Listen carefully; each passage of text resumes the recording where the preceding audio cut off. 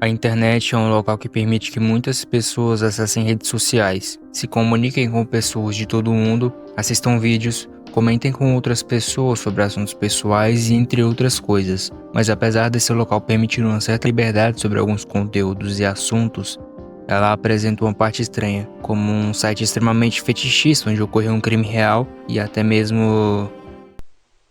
姉は血を吐く、妹は死吐く、可愛い富の頭を吐く、一人地獄に落ちゆく富の地獄暗闇。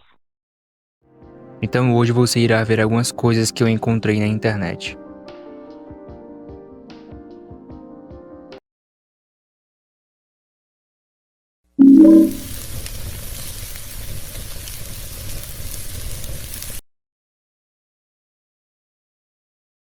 O Cannibal Cave Forum era um fórum que surgiu em 1994 por Peter Lurker, cujo objetivo era reunir pessoas com interesses em temas bizarros como fetiches, principalmente o canibalismo, onde muitas pessoas tinham o desejo de ingerir partes do corpo de alguém ou ser comido por alguma pessoa no sentido literal da palavra.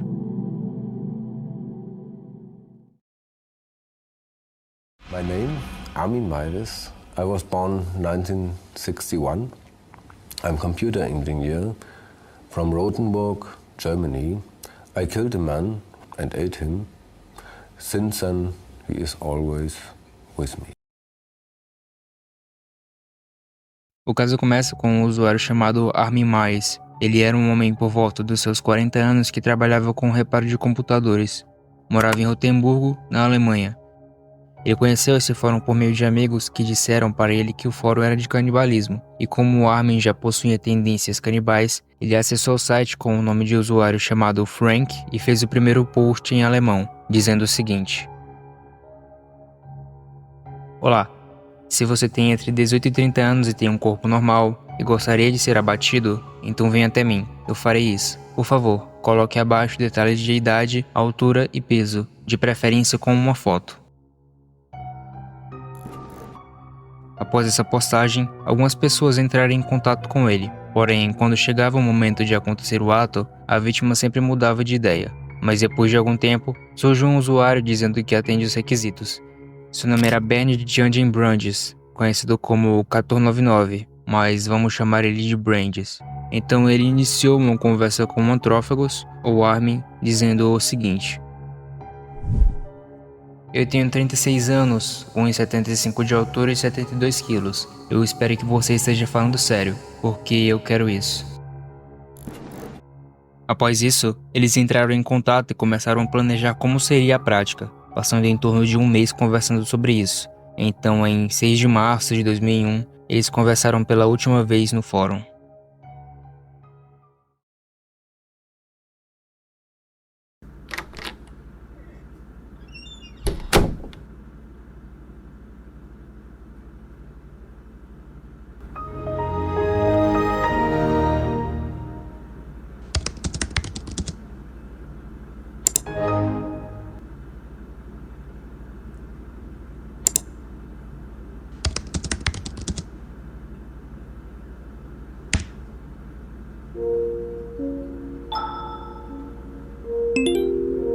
Olá?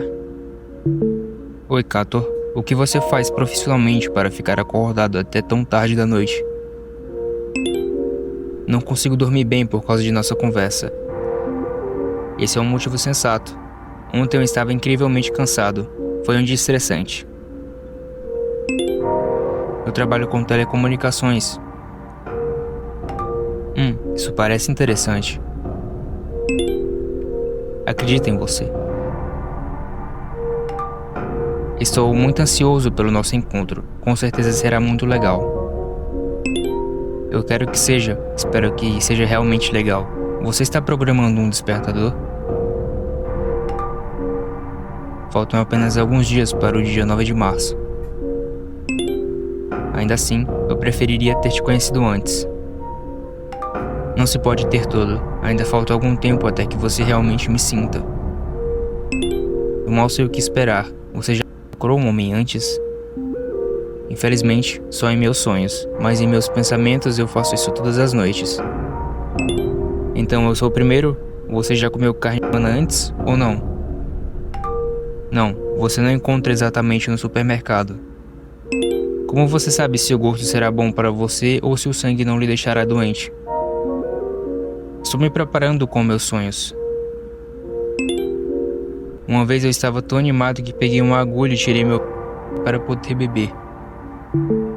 Era bem gostoso. Uma vez eu estava furando alguns buracos e a broca escorregou direito na minha mão. Foi um verdadeiro deleite, que é o suco da vida. Ele contém tudo que uma pessoa precisa para a nutrição.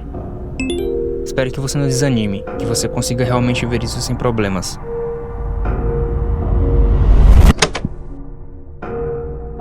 Depois dessa mensagem, não posso mostrar a continuidade dessa conversa, mas eles falam sobre como vai ser o ato.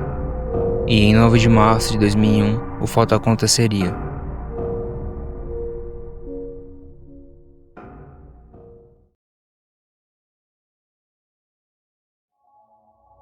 Brandes pediu uma passagem de Berlim para Rotemburgo, com o objetivo de ambos se encontrarem. Brandes chegou em Rotemburgo e eles se encontraram em um posto de gasolina.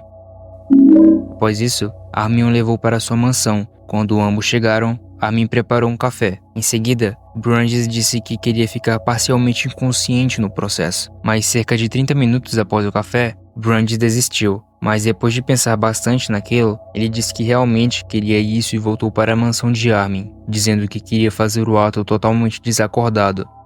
Então Armin aplicou os sedativos nele na cozinha. Armin pegou uma faca e cortou o órgão de Brandes com o objetivo de comer enquanto filmava tudo, mas não conseguiram comer. Após isso, Brandes estava perdendo muito sangue e pediu para ser colocado em um banheiro com água quente, e Armin obedeceu às ordens.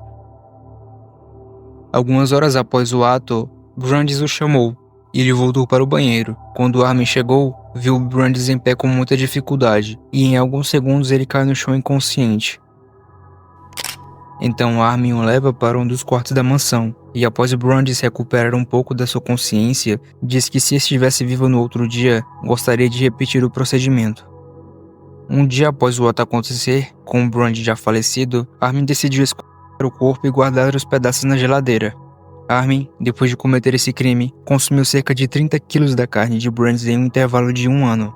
Ele ficou tão fascinado com isso que ele voltou para o site para procurar pessoas que queriam ser comidos vivos. Então, um garoto que cursava medicina e frequentava esse fórum, viu esse post e decidiu entrar em contato com Armin. Ele perguntou se ele já tinha feito isso, então Armin falou sobre como ele tinha cometido o crime contra Brandes de maneira detalhada para o garoto. O garoto ficou tão surpreso que imediatamente acionou a polícia local. Quando a polícia chegou na residência do Armin, perguntaram se ele tinha realmente cometido o crime, e ele não hesitou em falar que cometeu esse crime, falando detalhadamente como desviveu Brandes e colocou os pedaços na geladeira. Quando os policiais abriram a geladeira, encontraram os restos mortais de Brandes, e imediatamente levaram ele para a delegacia. O problema é que nos anos 2000 não existiam leis contra canibalismo na Alemanha. Então, Armin foi a julgamento algumas vezes. Em janeiro de 2004, por exemplo, Armin foi considerado culpado de homicídio culposo e foi sentenciado a mais de 8 anos de prisão. A sentença causou problemas, pois ele disse que Brandes consentiu o ato. Porém, todas as informações que ele deu foram em sua versão, pois talvez Brandes não queria aquilo, mas Armin deveria ter ficado muito furioso, uma vez que ele era extremamente fetichista. Após um segundo julgamento, em maio de 2006, Armin Mais foi condenado por assassinato e sentenciado à prisão perpétua. Ele agora reside na penitenciária de Kassel, na Alemanha.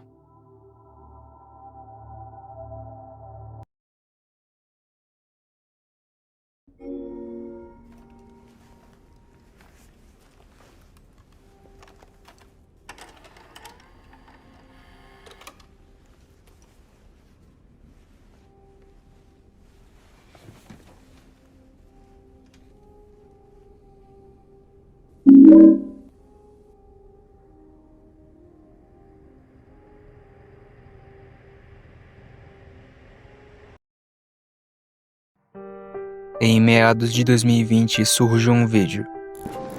Primeira coisa, você não pode discutir comigo. O que foi? Você não toma banho. Cala a boca, Já calei. boca tá me cheirando. Você que tá cheirando, você não escova. Teus dentes estão feios. Se não me empresta, manda fumar você. Nem português não sabe falar. você nunca estudou. Não vale a pena você um feio. Anda que nem um pato na Culutu. O vídeo mostra dois homens falando português com o sotaque de alguns países africanos, provavelmente em Moçambique ou na Angola. Eles estão fazendo uma batalha de rap, aparentemente apenas para o entretenimento, e no final do vídeo vemos o homem falar Nakuludu. Pesquisando esse termo no Google, percebe-se que esse termo é a mesma coisa que dizer pato em Moçambique. Ok, mas quem são as pessoas que estão presentes no vídeo? Primeiramente, o homem que introduz o vídeo se chama Nakuludu Rufino, e o outro homem infelizmente não consegui identificar o seu nome. Mas eles tinham um canal onde eram chamados pelo mesmo nome que eu citei anteriormente. O canal mostra que ele é produtor musical. A maioria de seus vídeos são edições mostrando ele fazendo improvisações. Também podemos perceber que em algum de seus vídeos ele parece ter um problema no tórax, fazendo com que ele não tivesse um crescimento adequado. E é por isso que ele é chamado de pato ou de Nakuludu de acordo com comentários do seu canal no YouTube. Mas o que era para ser mais um meme feliz, como a maioria dos memes, não teve um final feliz.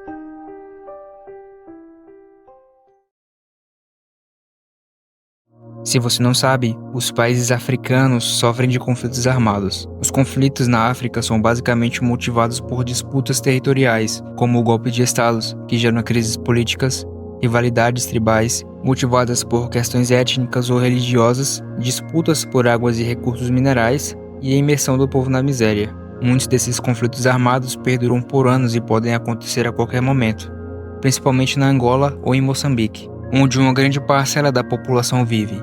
E no último vídeo do canal, intitulado de Descanse em Paz Rufino, é mostrado uma série de fotos e vídeos. E de acordo com alguns comentários que encontrei no YouTube, infelizmente houve um conflito armado e Nakuludu Rufino estava no meio desse conflito, e foi atingido com uma bala perdida.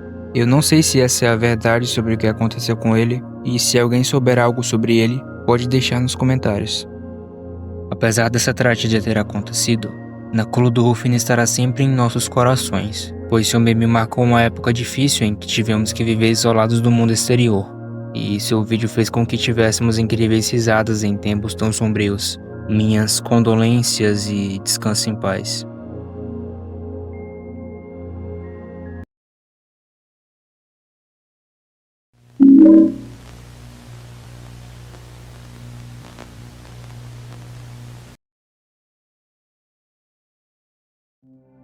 Tomei no Céu, ou O Inferno de Tomino, é um poema japonês amaldiçoado escrito por Yomoto Inuhiko em um livro denominado The Heart's Like a Rolling Stone, ou O Coração é como uma Pedra Rolante. O mesmo foi incluído em Saizo Yazo, uma coleção de 27 poemas em 1919.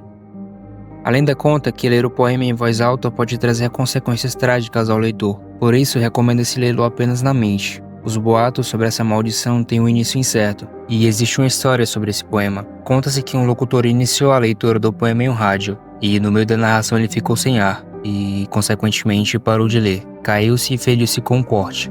Ele foi levado ao hospital, onde precisou receber 7 pontos. Mesmo com toda essa situação, o homem recusou-se a acreditar que isso ocorrera como consequência de ter lido tal poema. Mas será que esse poema realmente faz isso com quem lê? Infelizmente não há respostas para esse caso. Muitas pessoas acreditam que por ser uma lenda urbana japonesa, tal fato pode ocorrer ou não ocorrer. Vai no quão forte você acredita em casos como esse. Então vou deixar o texto para você ler. 姉は血を吐く、妹は死吐く、可愛い富の頭を吐く、一人地獄に落ちゆく富の、地獄暗闇花もなき、無知で叩くは富のの姉か、無知の主草が気にかかる、叩けや叩きやれ、叩かずとても、無限地獄は一つ道、暗い地獄へ穴を頼む、金の羊に、ウグイスに、川の袋にいくらほど入れよ、無限地獄の旅支度。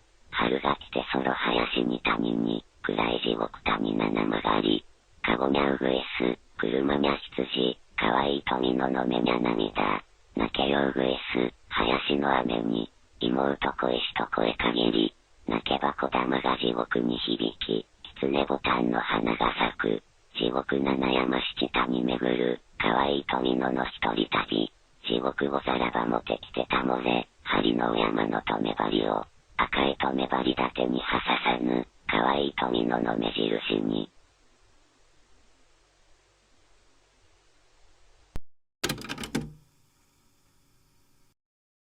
Bom, e é isso. Muito obrigado por assistir até aqui. Você é sempre bem-vindo nesse canal.